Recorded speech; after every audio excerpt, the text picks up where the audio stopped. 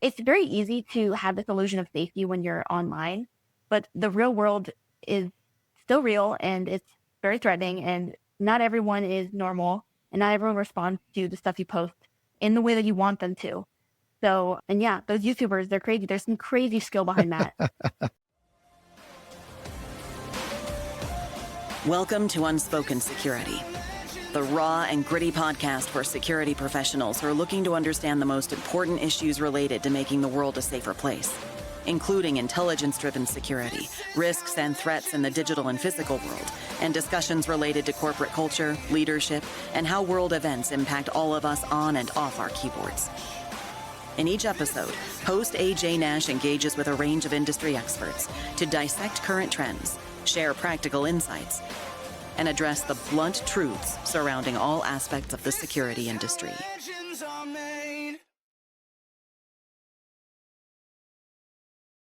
Hello, and welcome to another episode of Unspoken Security. I'm your host, AJ Nash. I spent 19 years in the intelligence community, mostly at NSA, and I've been building and maturing intelligence programs in the private sector for, about 10 years now, I suppose. I'm passionate about intelligence, security, public speaking, mentoring, and teaching. I also have a master's degree in organizational leadership from Gonzaga University. Go Zags. So I continue to be deeply committed to servant leadership. Now, this podcast brings all these elements together with some incredible guests to have authentic, unfiltered conversations on a wide range of challenging topics. This is not your typical polished podcast. My dog occasionally makes appearances. I actually have two of them now. They're in the other room. We should be safe today, but we'll see. People argue and debate. We can even swear here. I certainly do. And that's all okay. I want you to think of this podcast as the conversation you'd hear at a bar after a long day at one of the larger cybersecurity conferences. These are the conversations we usually have when nobody's listening. Now, today I've got a really special guest. I'm joined by Marley Salveter. Some of you may recognize her name or face. She's not only the marketing director for Unspoken Security, but Marley's actually the executive producer of Environmental Professionals Radio and a professional soccer player for Thonon Evian Grand Genève. And for anybody who speaks French, I apologize. She earned her Master of Arts in Journalism and Media Studies from UNLV, where she also published a podcast documentary on Lake Mead. With growing a background in podcast journalism, marketing, and storytelling, Marley focuses on translating complex and niche topics into accessible conversations that connect with listeners. I got to tell you, folks, I'm super excited. She's not on this show today, by the way, just because she works for Unspoken Security. She's got a hell of an interesting story, and it's going to be a really cool topic, but I couldn't be more pleased. I was lucky enough to meet Marley, and I was lucky enough she was willing to come work with me, and she makes everything around here better. So, Marley, is there anything you want to add to the profile that we just read off here? Thank you so much, AJ, for that introduction. That was wonderful. So today we're talking about security awareness for the connected generation. And I got to say, nothing's ever made me feel older than this topic, basically. The connected generation, when I recognize that's not me, and I recognize that we're not from the same generation, it makes me a little sad. But it's a very cool conversation. And for those who don't know, and nobody else would, this is something that came up, Marley and I were talking, and, we've talked for a while about a lot of things security related and how things are different generationally. And this just became a topic that made a lot of sense. And you have a lot of knowledge on it. So I'm really excited to go through this. So let's jump right into it with the first question, which is, when you think about personal security and privacy, how has your thinking evolved as your visibility has grown? Yeah, I think this was like one of the questions that probably prompted the whole idea of having me hop on the show. Kind of my thought process on the concept of security, it's been interesting in how it's evolved, because I think that my generation and the upcoming generations have always been in an environment where our data was given to companies before we didn't have a choice in it. Like, there was not really that consent piece of whether or not we wanted to have our information shared. And so it's not abnormal, the concept of kind of not necessarily having our secrets, but just our personal information given to these companies. It wasn't something that like we actively had to like fight against. And like the analogy that like I would compare it to is like if you go to the airport and you go through TSA, like I've never known an airport where I haven't, been searched and had my luggage taken through the X-ray machine and whatnot. That was always part of what they considered to be for our safety and is.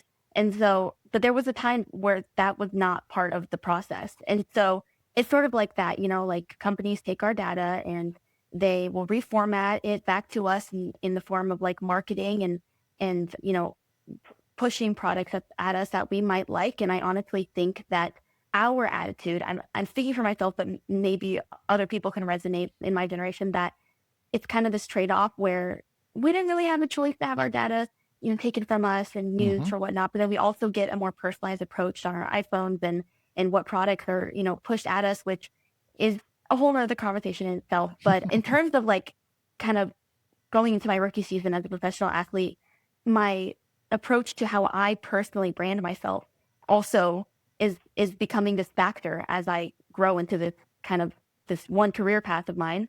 And so I know I am a marketer for Unspoken Security, but having to step into the role of kind of self-promotion is something that's very new to me.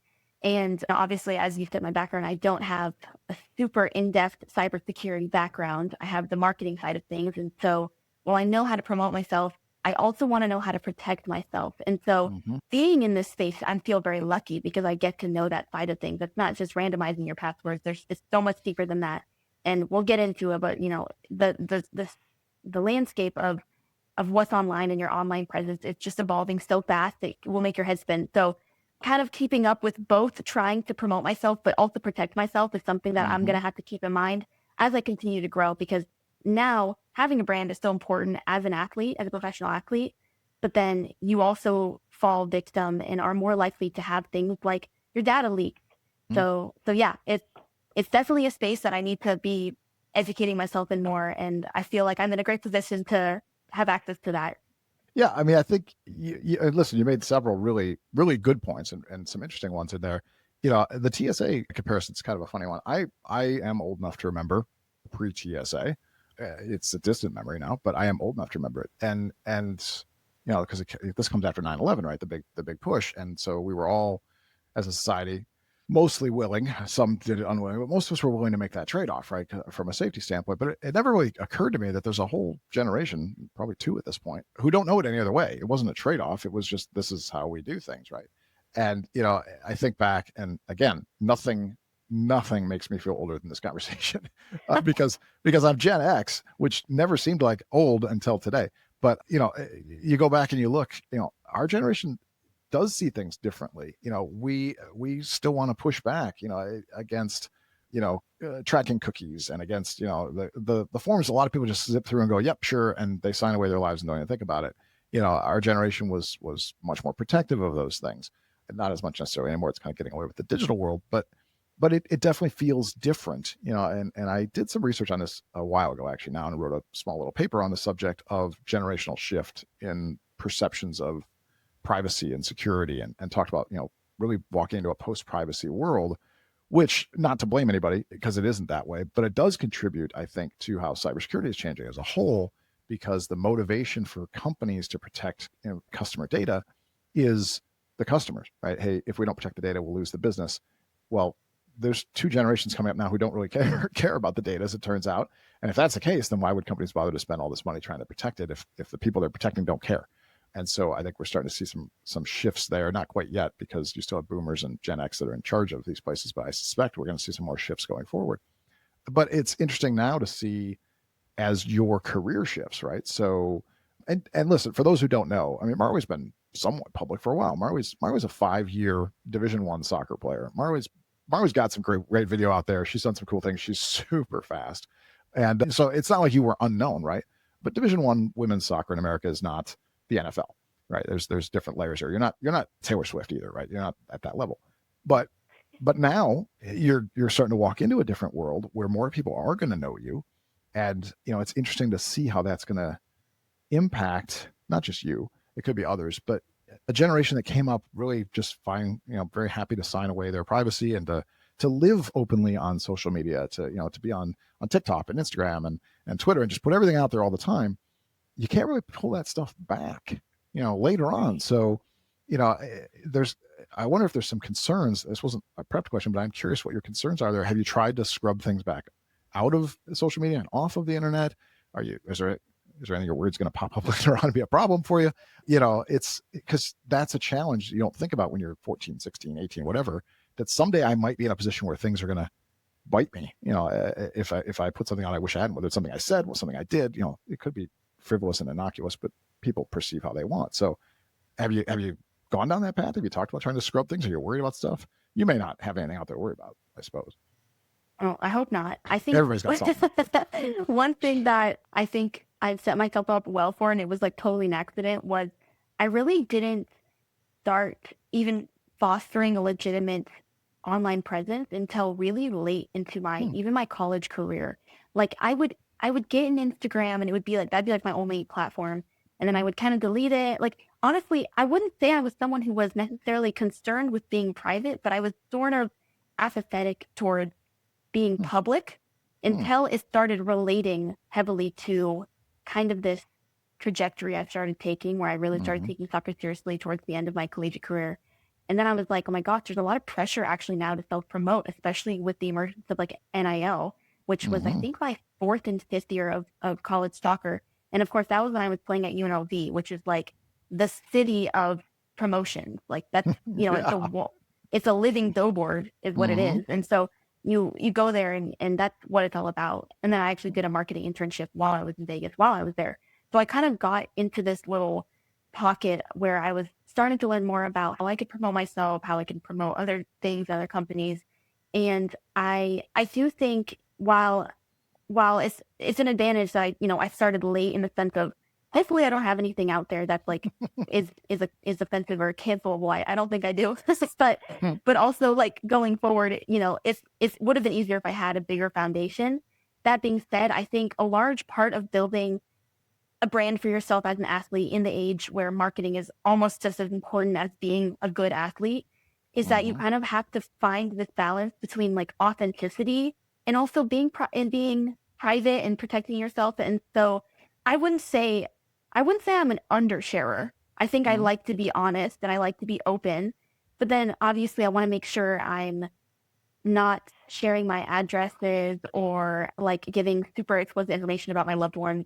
And then also like not being really offensive, because you're not just someone online representing a team. You're oftentimes representing a city or a town, and other people. You could, if you grow bigger, you could be representing brands and sponsorships. And so there's this aspect of professionalism that you have to, but yeah, like I definitely think I've considered like creating different like accounts, one specifically for soccer and one more for personal, because, like maybe athletes get pushed into this one-dimensional box, but we all have our other interests and we have opinions and we have, things we want to say. And so I've considered that, but given the fact that I haven't historically been a super heavy self-promoter, it's, I think I should probably work with what I've got to just have my single platform. And hopefully nothing comes up that would be not good. And if it is, then well, I mean, I'm confident you're going to be fine. Like, yeah, Marley and I've worked together for months now, and I don't know anything about her, so she doesn't tell me anything. No, I'm just kidding. No, I'm just kidding. But no, I'm confident there won't be anything out there. Now, I will say, I feel bad because I'm about to say this. We didn't prep this at all, so it's totally going to come out. Okay. And you're like, oh no, we didn't talk about it at all. But now I'm curious what your thoughts are, if you have any yet. With AI. So let's say you didn't put anything out there, right? You have a pretty clean past. You started social media late. You kind of came and went in social media in and out, so it wasn't passion for you. So you haven't had some drunken night that ended up on Instagram, or you haven't had some rant or something, whatever.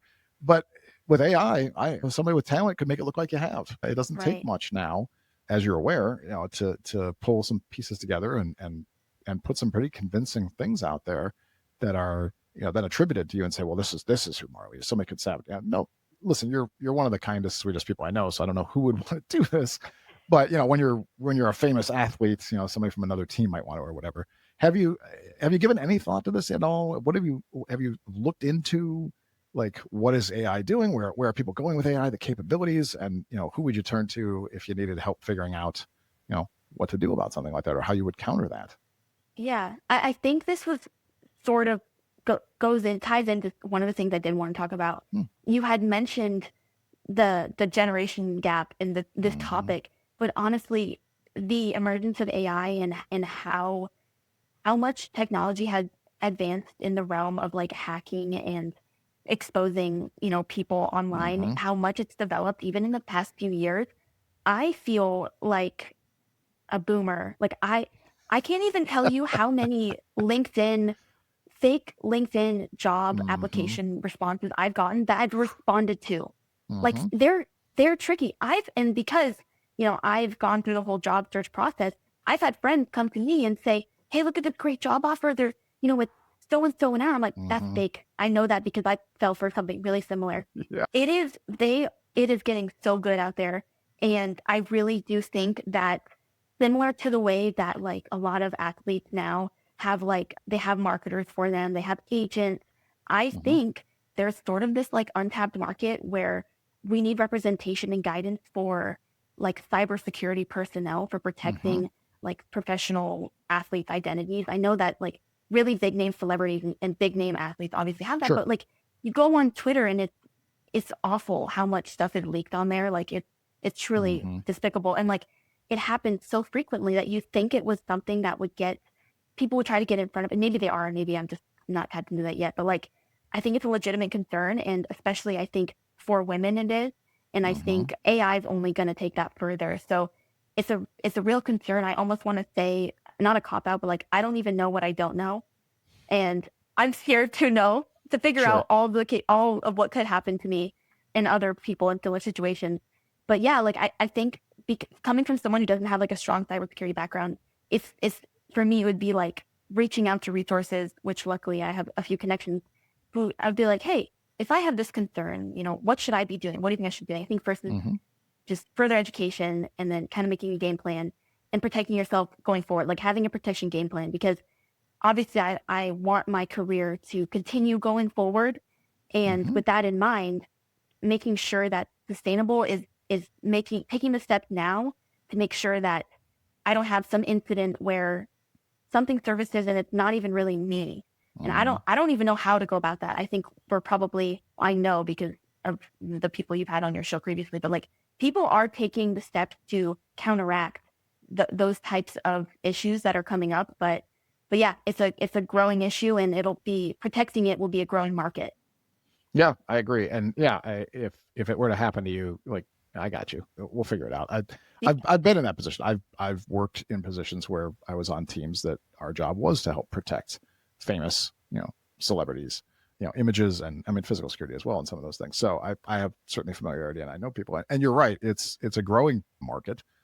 There's a lot of need for it, and it's going to continue to be a challenge. And it's debunking AI is not impossible yet, but it's hard sometimes. And the biggest challenge I see is that sometimes it doesn't matter. The challenge with PR is once the word is out, whatever the thing is, the lie gets around the world. What's the old story? A lie gets around the world before the truth gets its pants on, something like that. And it's true in the sense that people also, there's a psychological factor that people tend to believe things they see and hear more than they read, and it becomes imprinted, right? There's a way memory works, in that if somebody has a really convincing AI video of you doing something you did not do, it's hard to wipe that memory from that person, right? Because I witnessed it and I experienced it as a result, and it becomes a much bigger challenge. It's not impossible, and there's ways to do it. It requires another experiential response, basically, but it is a big challenge, and it's very concerning. I think we're going to see more of this character assassination, personal brand assassination type things. Yeah, some will be, we will know why. We will see, a cause and effect, and some we won't. There's challenges, and these technologies are readily available and very inexpensive. So it isn't hard to create something that can be used for good or, for nefarious purposes. So yeah, it's going to be one of those challenging things, and it's interesting to see how it works from your standpoint. Your perception of the world is very different, right? And your path is very different, and it continues to be. I mean, it's when we met, I knew what you wanted to do. Like we talked about it. You were pursuing your soccer career, which I think is super cool. I mean, I got to tell you, it was actually one of the selling points for hiring you, not the other way around. I know some people might think otherwise, a distraction or whatever. To me, it was like, here's somebody who is brave and bold and knows how to work as a team and is willing to take on challenges. And what more do you want in somebody who you're going to work with? This is somebody who's going to get things done. And I'm super excited, after playing in Florida, that you're going to France and you're going to do amazing things. And for anybody who wonders, Marley has sworn she's still going to work with me. So she's not quitting or anything or leaving, at least not yet. Listen, once she makes the big bucks, I'm sure she'll find other things to do with her time. But until then, I'm thankful. So as we're looking forward, though, So, and we've touched on some of this already, but I still want to, dig deeper in it.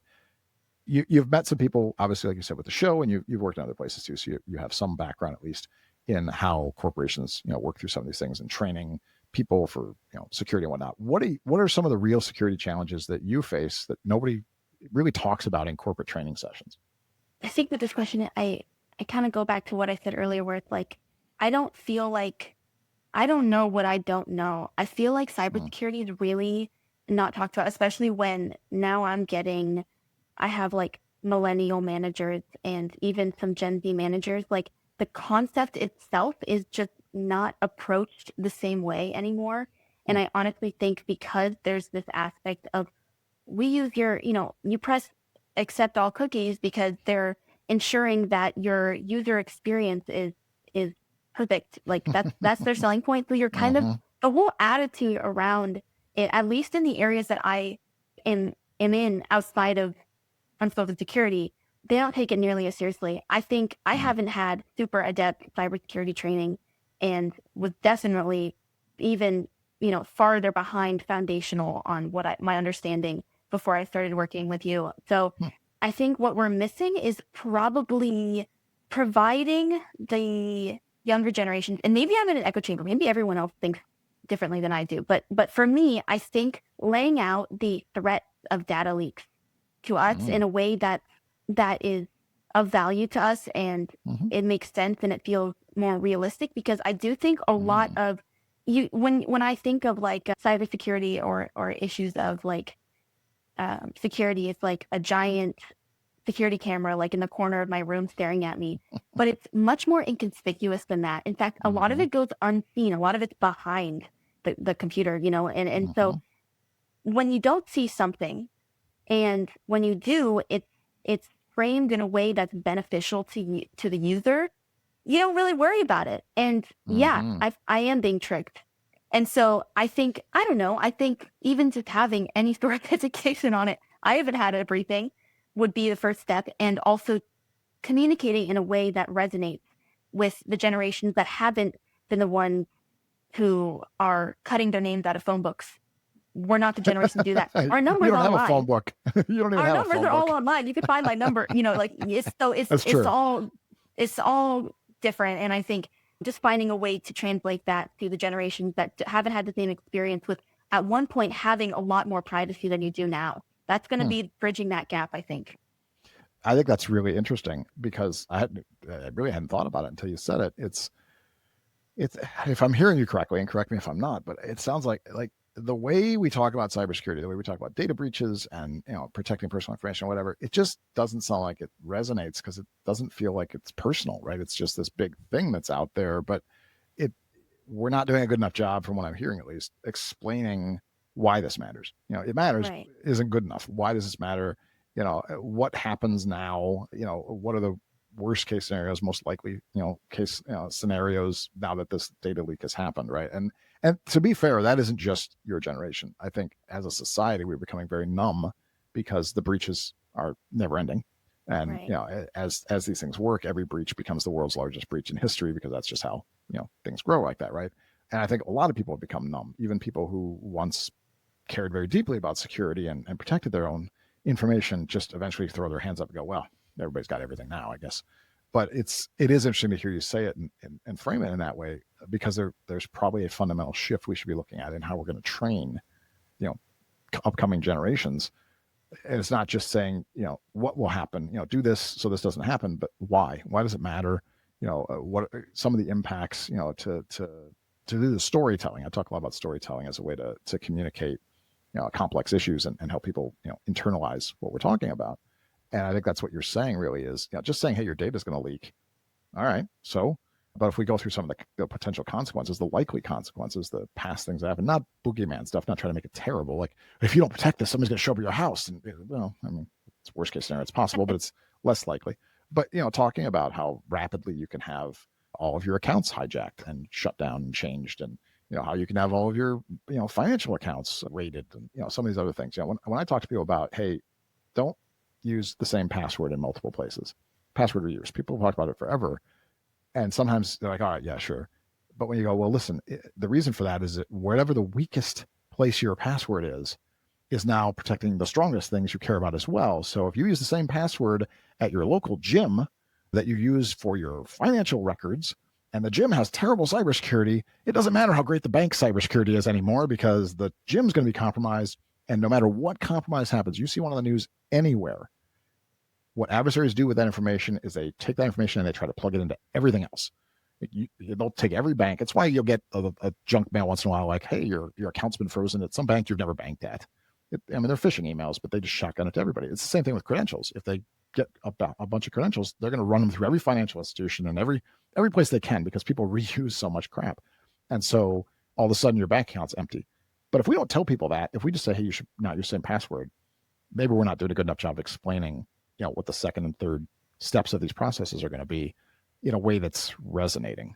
It's not just about, hey, don't put your personal life on Twitter. And I mean, we can sort of have those discussions. Like they're harsher discussions about worst case scenarios. And there are bad people in the world who, as you said, everybody's information is available. It's not hard to find somebody these days.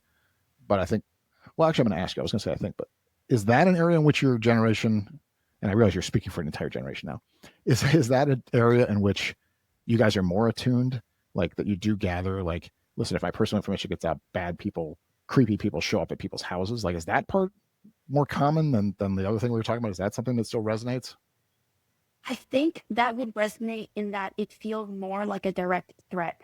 I was just thinking about some examples of like when I have had like issues of data breaches, I suppose, like my credit card information. Sure. But the thing now is that your data can get breached and then they kind of patch it up pretty quickly. Like they cancel the credit card and refund it. And then in 2 days, I have a new credit card.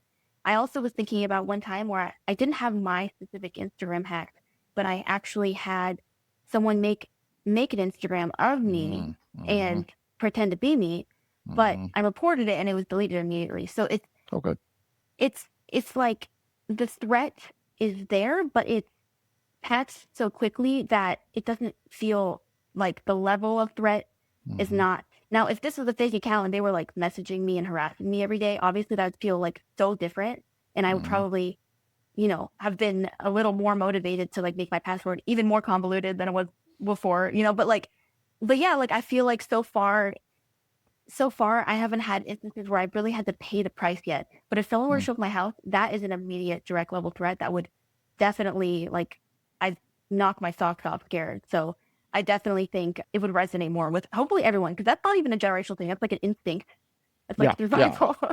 No, 100%. That is. I'm more thinking about helping people understand that that's a potential consequence before it happens. Like I've seen this in business, by the way. This isn't even generational necessarily. I've had conversations for years, where you're working with a CISO or a C-level executive or whatever, and you're talking about why they need an intelligence-driven security program, for instance. And sometimes they just don't see it, right? It's hard to and I've had some where I've just gone, listen, this is not going the way I'd hoped it would go, and it's clear you're not hearing what I'm trying to say, or I'm not doing a good enough job communicating it, and I work on it. But I've also had some that are just arrogant and dismissive, and for them I have said, and you can ask some salespeople because they'll tell you they were there when it happened, I'm just going to get up and leave. Like, I'm going to go back in my office. I was told you needed some help and I could help you, but you don't seem to believe you need any help. And so I recommend you update your resume and buy some crypto, and I'll just deal with the next CISO after you've been dismissed. It's not a first conversation, but it's the last one usually. But sometimes you have to have that conversation, that shock from, well, listen, this is real. What I'm talking about is real.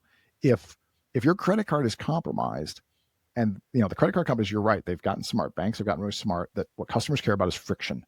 So if a card's compromised and we're very quick to shut it down, get them a new one, and get them back on board, we won't lose them as a customer. And they won't think about what they actually just lost. It's not the credit card number. I mean, sure, that's gone, but big deal. But your personal information is gone too. A lot of times, not always. Sometimes it was just a skimmer and they just got the card number, and that's fraud.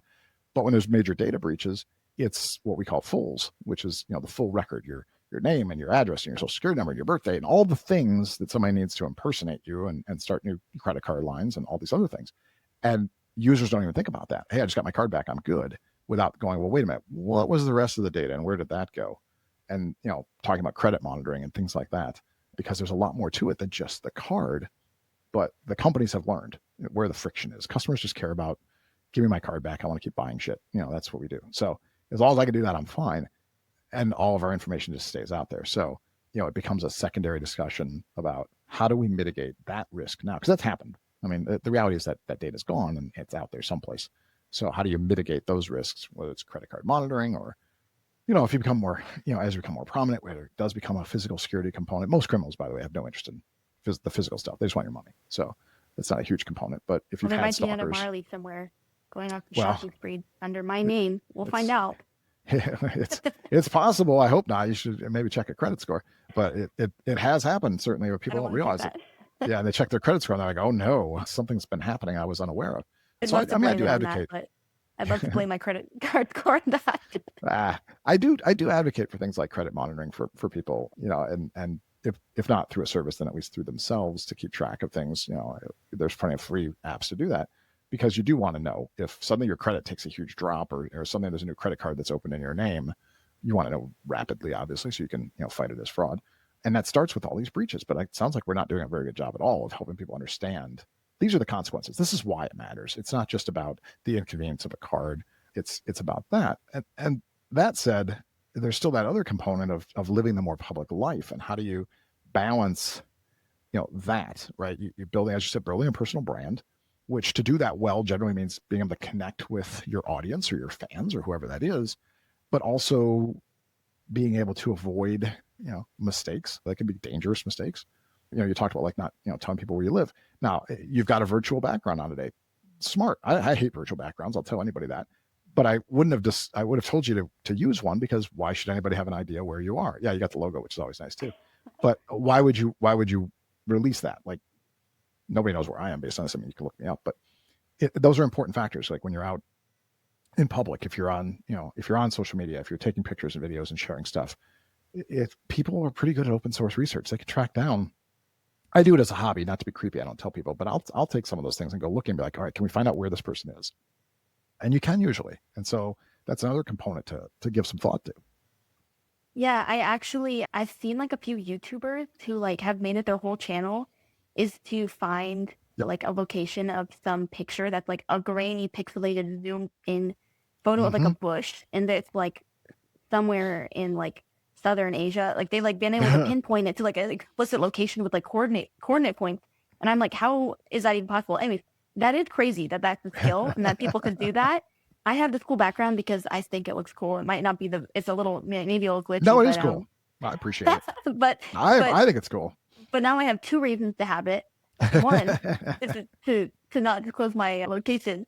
No, I think it is really important, and I know that when you regularly post on social media, I remember I took a course in my graduate program that touched a little on like parasocial relationships, and I know people can become really. Let's preface right now. I have 600 followers on Instagram. I am not even a micro celebrity. Whatever is smaller than that. I'm aspiring. I'm an aspiring micro celebrity. So, but there's people who have huge brand presence and like they have like YouTube channels. They're posting consistently, and people will get really attached and like feel genuinely such a bond to the people posting that like they develop this parasocial relationship, and they feel it's like a psychological effect, and that can lead people to do some crazy stuff. And that's where like we were using the concept of like if someone were to show up at your house as like a way to resonate, but that's like actually happens so often. I see it all the time. I mean, it always like is a pretty big news story when it happens, but stalkers are everywhere. I know personal accounts of people who have been stalked as a product of having a bit of even a small online presence. And so even like, I mean, as an athlete who's like affiliated with a club, obviously that gives away a few locations, but in terms of like explicitly, showing details of like really where I live and like, or how to get there, or things that would give someone closer access to me in a way that would make me feel like physically unsafe, definitely are things that I need to keep in mind and be safer with. And I think a lot of people need to, because it's very easy to have this illusion of safety when you're online, but the real world is still real, and it's very threatening, and not everyone is normal, and not everyone responds to the stuff you post in the way that you want them to. So, and yeah, those YouTubers, they're crazy. There's some crazy skill behind that. Yeah, some Yeah. really good open source researchers. I know some of those folks, or at least have crossed paths with some. I do it sometimes as a hobby, not enough to have a YouTube channel because I'm not that good. But it can be a lot of fun. I do it sometimes with like movies or TV shows. Like, oh man, I wonder where that building is. And if you get a landmark or two, you can get a map and start playing. You'll be like, I found exactly where that is. Things also to keep out of your social media is, people forget to, oh, there's a street sign or there's a license plate. Things in the background that people don't think can be traced back, can be a lot of times, traced back, or they just don't realize it's in the shot, right? And so there's a lot of effort to make sure the shot is clean. And there's, if there's mountains in the background, that's actually something somebody might be able to check out if they have any context at all. So, it does become challenging to figure out, and it's sad to have to go through that, but the alternative is far worse, frankly. And you're right, that the parasocial relationship is a really interesting point, which again reminds everybody just how damn smart you are. So I've experienced a little bit, and not to that level. I have even less followers than you, I think. But I do find it interesting sometimes if I go to events or conferences or whatever. I've had people come up very excited to meet me or to talk to me, who I've never met before, and I'm flattered. And it has never been creepy. Nobody's following me around or anything like that. But I also still get like there's a connection there that it's a one-way connection. It becomes a two-way if I get a chance because I like people and I want to chat with them. But you do see that sometimes, like, oh, if they've been listening to the show or watching or whatever it is, or in your case, maybe they've watched a lot of your matches, you start developing, like I said, a connection to it. Or if they follow me on social media and they're like, oh man, I really dig this person, and people will do it without even realizing that they've become connected to somebody. And often it's not creepy, thankfully, but it is an interesting point that you make that there's nothing you can do about that. If you're building a brand, you're going to be out there. You want to be out there. You want to connect, and you want to share enough of yourself that people can connect with you. And then the trade-off is you just don't know who's going to go a different direction with that. So it's an interesting point, and how to balance between how do I share enough to be authentic and connect with people and be yourself and enjoy your life without crossing some invisible line that leads to problems. And that line's not a straight line. It's a big zigzaggy line. Right. And, there's no right answer as to, I would say there are some significantly wrong answers, but there's no specific right answer, I don't think, as to, what's shared and with whom and how. So now I'm curious, with your journalism degree and all your exposure to security and intelligence professionals, this show and I'm sure other places, I'm going to gamble you're thinking about how information gets gathered and verified and used a great deal. And we've already talked a little bit about that. But from your perspective, what do you think most people, like especially Gen Z, because you're now the spokesperson for Gen Z, congratulations, what do they misunderstand about how personal information is collected and used? We talked a little bit about this, but what do you think are the things that people aren't inherently going, okay, I get what happens with cookies and I get what happens with breach data. What are they missing right now? Well, that's probably a question that I should be asking you. No. Maybe. I think that, well, as someone who does do a lot of outreach and it requires me to get a lot of people's emails, first of all, I feel a little creepy doing that, but it's part of the job and it's also public information, whether they realize it or not. Sometimes they're putting their email out there and they don't realize it. And I feel like now you click on any website and it requires you now to like put in at least your email and the password and like your phone number. So, I mean, I'm sure through like a simple few clicks, if you're even moderately savvy, you could trace pretty much any one's phone number or email based off of on any given day. If they've like logged into any website or registered on any website, I feel like those 3 pieces of information, a password, email, and your phone number are like now such giveaways, but they're so significant to who you are. I mean, I don't know. There's obviously levels, like your social security number is something that I hope you're not using as your password or something. But I don't think, again, what's probably missing a lot from my psyche and also a lot of other people is the result in the level of threat that can come from kind of mindlessly accepting all to like a 100-page terms and conditions and cookies that on like a website that's like maybe not designed in a way that looks trustworthy, and you don't feel threatened until something happens to you. That's always how it goes, and that's how humans are. So again, I think going back to what we were saying, in that there needs to be some way where we can translate these threats into a mode of communication that resonates and allows my generation and anyone else who doesn't feel the the immensity of the issue, Mm-hmm. to just kind of feel a little bit of pressure on that, because I do think we all could be a little safer on our computers and our phones and what kind of information we're giving. Even with like, there was that, there's still an ongoing debate with like TikTok and the Mm-hmm. data we're giving to China. And again, like if you look at the discourse with a lot of my generation and many other online, that they do not want their TikTok taken away because Nope. they feel it is a service platform, and the weight and value, they're willing to give up their data privacy to China if it means they can have their TikTok. And it's obviously not seen like that by our legislators here in the US, who, they see it as an international threat. So it's clearly there's a difference in the way that we're perceiving the threat for those of us who are less informed on the issues, and the weighing of values on whether or not we are willing to give up our data privacy. So that's an interesting point. So there's two pieces I want to dig into on that one. So the first one, I'll do it in reverse order, because the Twitter piece I will tell you, or the TikTok piece I will tell you, without divulging too much, because I know a bit about this one.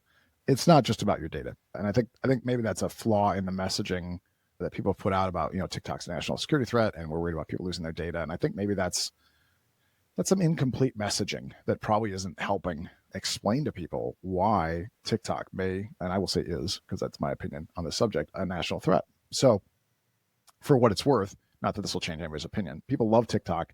People become attached to their social media platforms, if not addicted. But our TikTok is not the same as TikTok in China.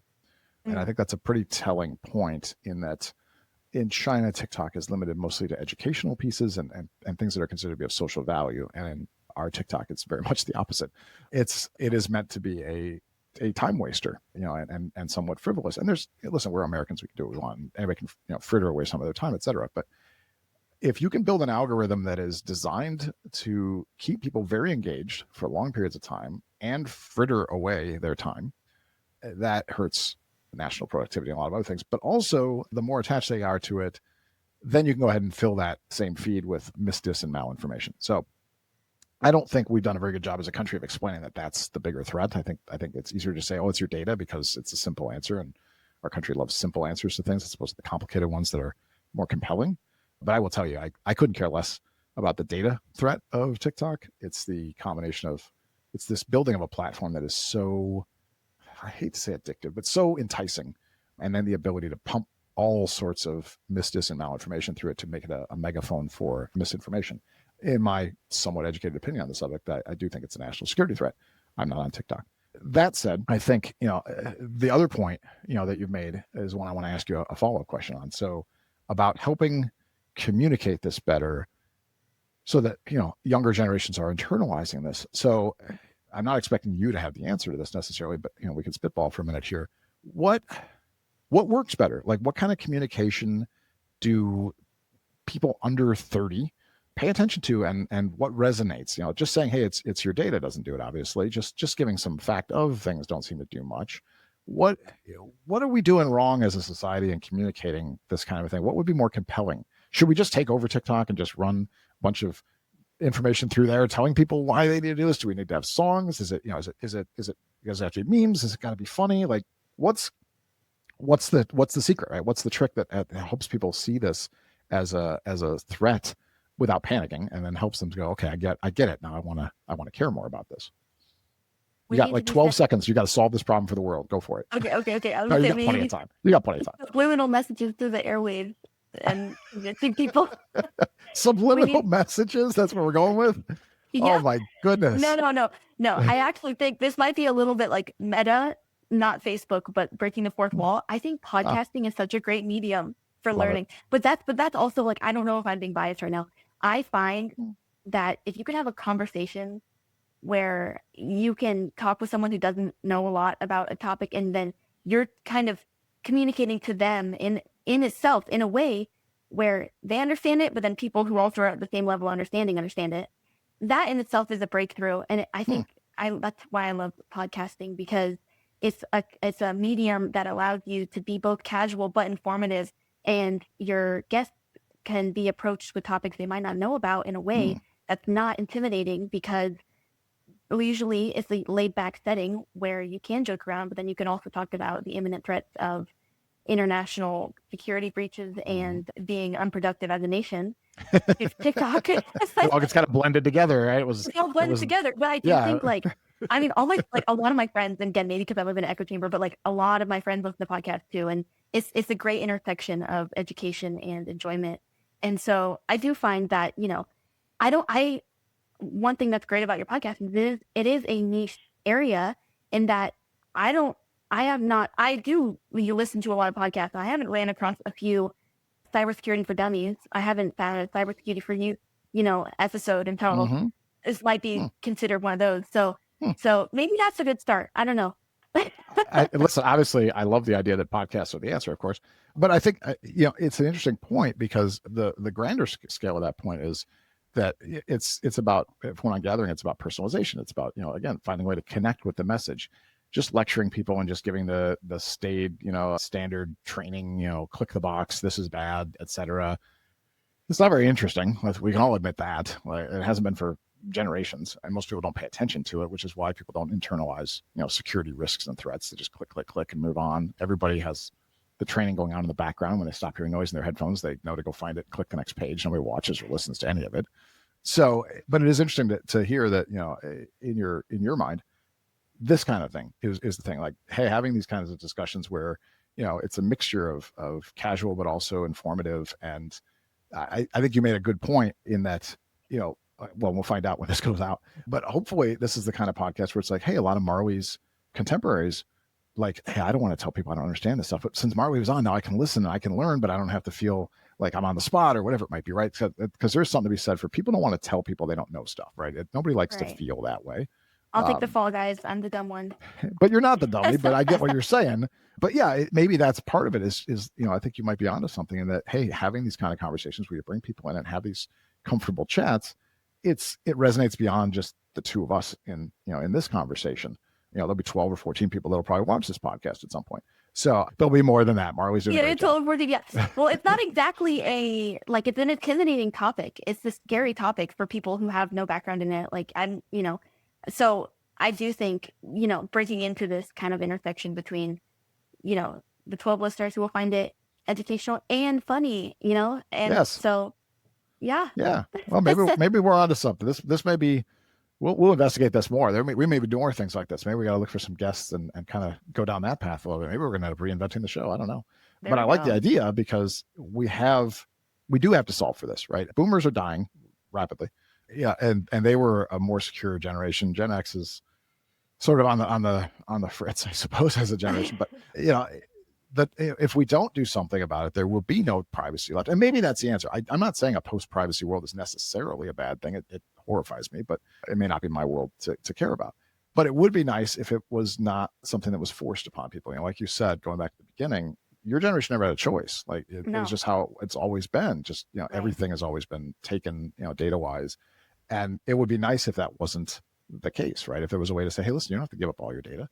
I know some parents who have been on both sides of this. I know some parents who, their kids were always in the social media with them and very public, and their kids became public figures whether they liked it or not.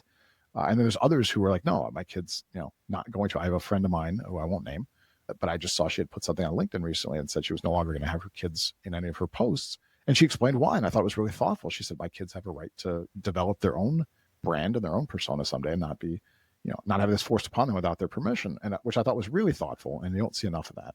But you make a good point there that, maybe there's an opportunity to find a different way to do this so that this doesn't continue, because we're not going to have any privacy left. And there's lots of danger that goes with that. It's great for the security business. Alarms and cameras and guns will do really well in a world where everybody can find everybody all the time. But it would be nice not to have to go down that path. So listen, we're running a little short on time. Well, not short, but we're getting near the end at least.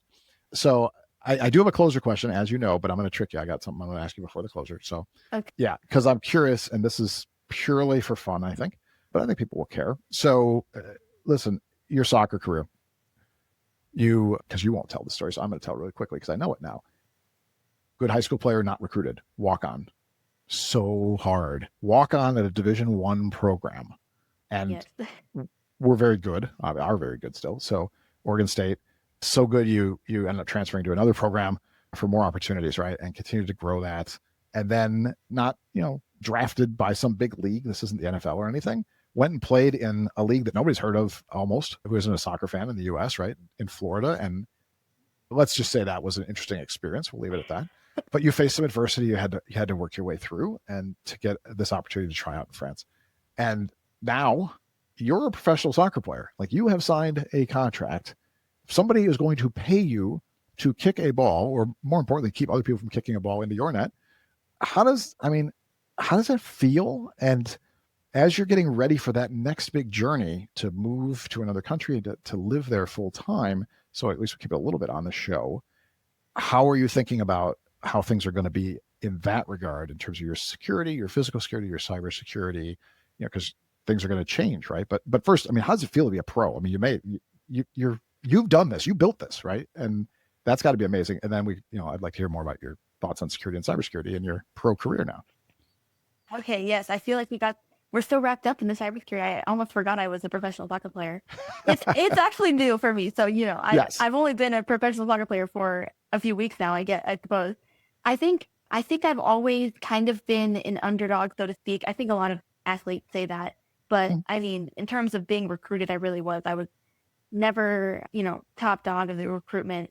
I tried out at Oregon State, was committed May of my, senior year of high school. It was very last minute. And then even driving took me 6 days to drive down from Oregon to Florida. I was, just joined this semi-professional league. It was unpaid, working while playing, and somehow landed this trial and was the only girl to be recruited. So committed to this professional team in France. And I think what I've taken away from the experience, starting even back from high school, is that I love to prove people wrong. And if someone tells me I can't do something, it becomes my mission. And maybe that's a little spiteful. Maybe that's a little petty, but I'm competitive that way. I love proving people wrong. I love proving myself right. Very competitive in nature. And I'm learning so much about myself through the journey, and being able to play professional was an aspiration that I literally wrote on paper, 4 or 5 years ago when I started college. And my goal for 2025 after graduating college was to receive a professional soccer contract. So I was able to cross that off my list. And that was really, really, really satisfying for me. Again, coming from someone who had no collegiate prospects or professional, it was definitely, I was an outlier. So I feel like I have a lot more confidence in myself, but there's still so much work to be done. I know that's another cliche that athletes say, but there really is. But the thing is, I love the grind. It's been great training and stuff. So very exciting. And then in terms of the security side of things, oh my gosh, I think right now, honestly, a little tumultuous over in France too. So it's I'm going to need to be really extra safe. A part of the benefit of playing over in France is that I do get to take French lessons, which I think understanding the language is really important, even from the security standpoint, knowing what's happening around me. Also, when I'm online there, everything is in French. My computer automatically updates them. I'll get a VPN, but it's going to be really important. And also being a young female, being relatively new to the area and on my own is in itself scary. So I'll definitely have to start prepping and taking some measures ahead of time to make sure that I'm safe. I need to make sure I have my passport and my ID. And I'll definitely be taking some advice from you. I remember you helped me prep for my trial. So now I don't know if I scared the hell out of you. I made this document that might not have been the wisest move. It's here, everything's terrible. Good luck. But yeah, I'll be more sensitive the second go around, I think. But yeah, added another layer of anxiety. It was right. party. Yeah. No. It was actually good though, because again, coming from someone like me, I'm not thinking about that, but I should be though. So it's better to be scared. I'd rather be scared and prepared. Yeah, exactly. It's, as I've told people, don't be afraid of the world, but understand what it is and prepare for it. That's we all are going to live in it. We're all going to go out. I wouldn't want anybody to be, terrified to go places, but knowledge is power. And it does help us to say, okay, how do we mitigate these things and put ourselves in better positions, right? And, I've said that to people for years and tried to help where I can. And I've done some executive protection, and you're my new executive for this one, it looks like. But no, it's very, very cool. I couldn't be happier for you. Like, I'm super excited for you, and I'm super proud of you, which is kind of a weird thing probably for me to say, but I am, because I've seen just part of your journey and I've seen what you went through, and you're very humble to say, oh, I don't know how I got this tryout. You got the tryout because you're fucking good. That's how you got the tryout. Like, you're the fastest woman on the pitch, and you're enduring, and you're a good leader. And when things were tough, you stuck, you were a professional. That's how you got the tryout. There's not a real mystery. You're not going to brag about yourself, but I will. And you're going to be very successful, and I'm going to miss you when you're too good for the show. But we'll figure it out somewhere down the road. So, all right, listen, we are going to get to the wrap-up question now. So, as you know, the show's named Unspoken Security. Every episode closes with the same question. Friends, family, coworkers, you don't get a pass. You get the same question. So, with that in mind, tell me something you've never told anybody before, something that's been unspoken. Okay.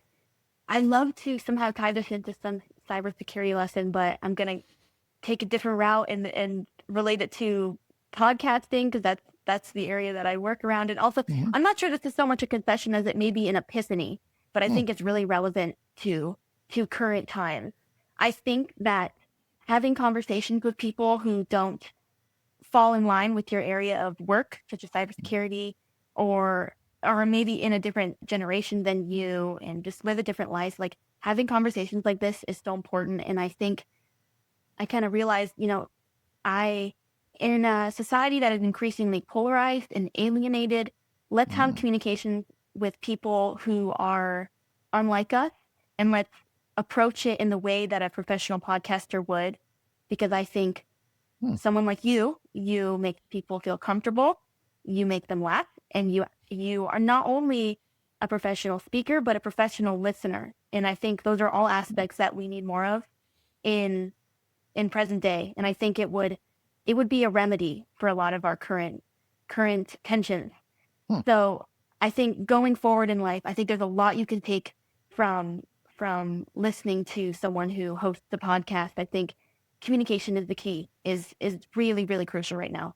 So maybe not a confession, but maybe something enlightening you can take away from it. Have a conversation with someone who doesn't know anything about cybersecurity. If we have some listeners here still. I think that's, not everything's a confession, right? It is something you've never told anyone before, which is cool. I'm obviously flattered, and I appreciate it. I'll send you the extra check for the kind words. But no, me ahead of time to say that. That's right. Yeah. No, I appreciate that. I think putting that part aside, I think it's a really interesting insight. That to try to have those kind of conversations. Where there's a there's a different way to do it. I think you're right. I like to think I'm like this all the time to a point, but I'm sure I'm a little different on the podcast than I am in life, I suppose. But I think you make an excellent point about just, finding a way to communicate, finding a way to talk about subjects where everybody doesn't know the same amount of information on it, and find a way to listen when that happens, instead of saying, well, I don't know anything about this topic, but I definitely have opinions, and we should all talk about them. Right. I think that's really insightful. Right. And I think you're right. I think we're at a place where we need more listening and more just kindness and empathy and all that goes with it. But to take a moment to go, hey, how do I learn about something different? How do I learn about a different kind of person, or a different kind of career, or a different kind of threat, or a different kind of technology, or whatever it might be, in a way that's not a pain in the ass, for lack of a better way of putting it, right? Yeah. Just, hey, listen, just hang out and just have conversations. People are people for the most part still, right. And it's a chance to sit down and go, hey, let's figure it out. I know some things that you don't know. I've been exposed to some different things. You know a lot of things I don't know. And I think that also gets lost a lot of times when people have conversations, is they're so big on whatever point they want to make, or whatever topic they want to address, and pointing out the other person doesn't know anything about it, or whatever it is, not to go, everybody knows something. We don't all know the same things. Like, I've never sat down with anybody and thought to myself, this person doesn't know anything in life that I don't already know. I've yet to run into that person. They may know shit I don't care about. I mean, to be fair, they may be really knowledgeable on farm equipment. I just don't really care. But it doesn't make it less valuable information. It's just not valuable to me, right? And right. I think it's important to be able to do that, right? And like I said, to laugh, just to just have a fun moment, man. Everything doesn't have to always be, a battle to win somebody's opinion or to bury their opinion. So, I mean, I think you make a good point. And for what it's worth, you make the show better. So, it's better than it was. It'll keep getting better still. I only had 9 viewers before. Now we have 12. So look at, that's a 25%, 33% growth. 25% increase. No, but no, you do. And I appreciate you. I appreciate you taking the time to come on, because I know it was my idea. It wasn't something you were like, hey, can I be on the show or anything? For anybody wondering, I was like, no, I think there's something here, and I want to have you on and talk about some of this stuff. And I appreciate you taking the time because I know you are busy, like you're training and you're doing all these other things. And yeah, thanks for coming on and talking about some of this cool stuff. And I got some things to take away, to think about. How do we improve our communication skills in terms of security and in terms of talking to a generation that isn't as tuned into it, but also just how do we improve our communication skills with each other otherwise. So I think that's really a valuable lesson. All right, so we're going to wrap up. Is there anything you want besides that, and it doesn't have to be anything else, but is there anything you want to add before we close out for the day? No, just to take the time to follow Unspoken Security on LinkedIn. I see their marketer post some really excellent content, as well as an unmuted series that's really looking for some responses in the comments. The last post was a really good one, so tune in. Unspoken Security at LinkedIn. Look at you, always on the job. I appreciate it. Hey, do you have a jersey number yet? No. No? I need to get one. But you will get I don't one, even know. obviously. Like, what the heck? I don't even know what jersey number I am. What was your jersey number? Water boys have the jersey number? You're not a water boy. What was the jersey? What was your jersey number in college? I was 28 because I was the last recruit at Oregon State, and then I was 16 at UNLV. I like 16. Yeah, 16 is a good one. All right, but I'll take whatever they give me. It doesn't matter. Well, we'll see. Let's see. So D6 is 16 in French. I know you don't know French. I don't know anything past 10. That's for sure. Yeah, D6. In French. so we'll see if you end up with that number. But yeah, everybody should check out Marley and watch her career as well as checking out the show because I appreciate it. So, all right, listen, with that, we'll get out of here. Thanks everybody for listening, for watching, for tuning in, for following, for subscribing, for telling people about the show. Unless you don't like the show, and then just shut up and stop watching. But if you do, we appreciate it. And if you don't, actually, ping me or ping Marley and tell me what we're doing wrong, and we'll try to keep making it better because we want this to be a good thing. This isn't about me; it's about guests and about audiences. So, again, thank everybody for taking the time. And with that, we'll close it out here. This has been another episode of Unspoken Security. That's a wrap for this episode of Unspoken Security. If you enjoyed this episode, follow us wherever you listen to your favorite podcasts. See you next time.